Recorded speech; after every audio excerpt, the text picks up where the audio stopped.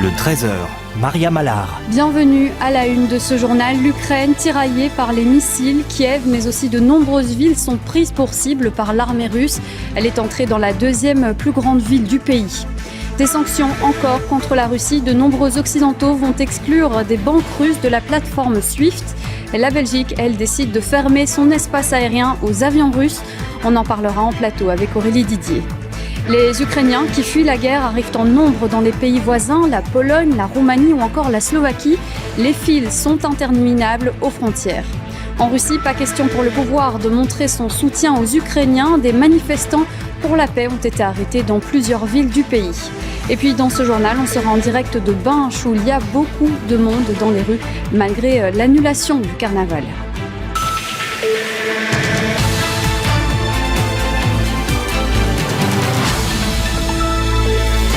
Madame, Monsieur, bonjour. Kiev ou encore Kharkiv, de nombreuses villes ukrainiennes vivent des heures difficiles face à l'invasion russe.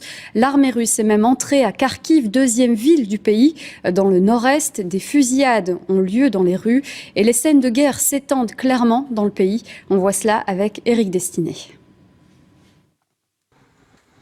Il est 1h du matin quand les premiers témoins arrivent sur les lieux. Nous sommes à Kryachki, à une trentaine de kilomètres du centre de Kiev. Cet important dépôt pétrolier vient d'être touché par un missile. Aucun bilan n'a été communiqué. Cette nuit, autour de la capitale, des combats ont encore eu lieu.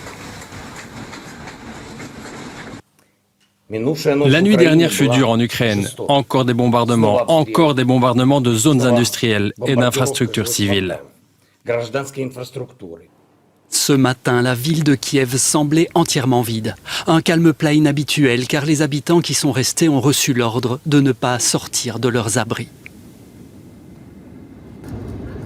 Je pense que c'est sous contrôle maintenant, ou sous un certain contrôle. Tout devrait bien se passer. Nos troupes gèrent la situation. Mais au-delà de la région de Kiev, des combats ont aussi eu lieu à Kharkiv, la deuxième ville du pays, au nord-est. Un gazoduc notamment a été bombardé par l'armée russe. Une dame aurait été tuée lors de combats de rue. Le ministère russe de la Défense lui affirme que son armée gagne des batailles.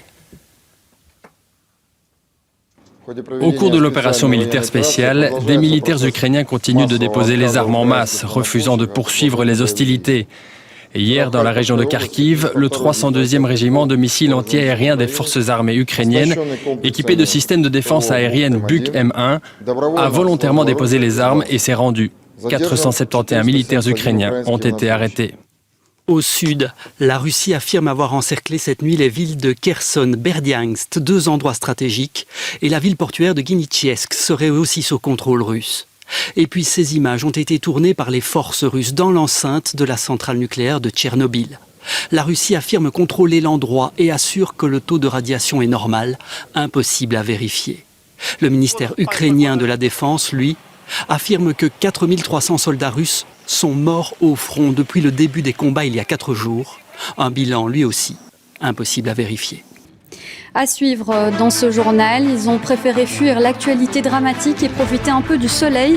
Dans le domaine des grottes de Han, il a ouvert ses portes pour la première fois de la saison et il espère attirer du monde. À Huy, certains ont préféré plonger dans la Meuse. C'est une tradition. Sont-ils fous ou seulement téméraires? On leur a posé la question.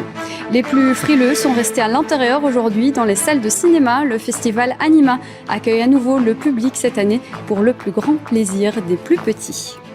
Oui, et puis chacun profite à sa manière du beau temps. À Huy, en région liégeoise, les moins frileux ont plongé dans la Meuse ce matin, rien que ça. 79 plongeurs motivés, des habitués, mais pour beaucoup, c'était quand même une grande première. Jean-Noël Lanzival, Julien Bocchio et Natacha Mann n'ont pas sauté, eux, mais ils ont tout de même ramené ce reportage.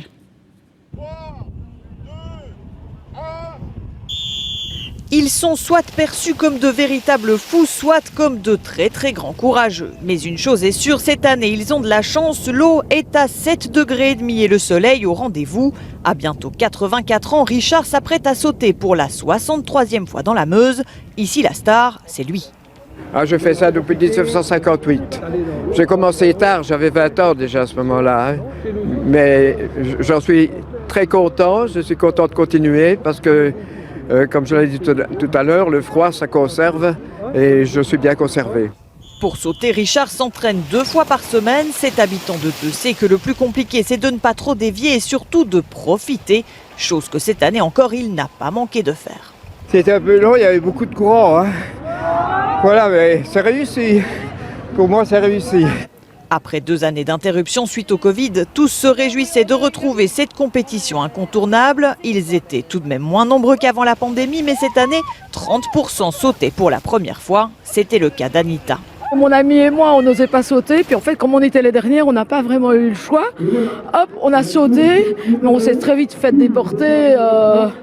J'avais pas bien suivi le courant, etc. Donc on est vite parti sur le côté. Mais j'avais vraiment envie d'arriver au bout et qu'on ne vienne pas me repêcher.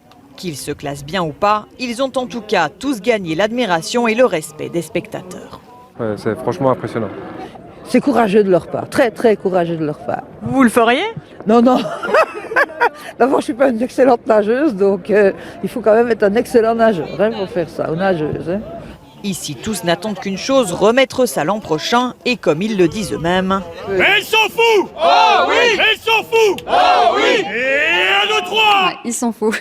Et décidément. Voilà qui referme ce journal. Excellent après-midi à vous. Vous avez maintenant rendez-vous avec Stéphane Piedboeuf pour la météo.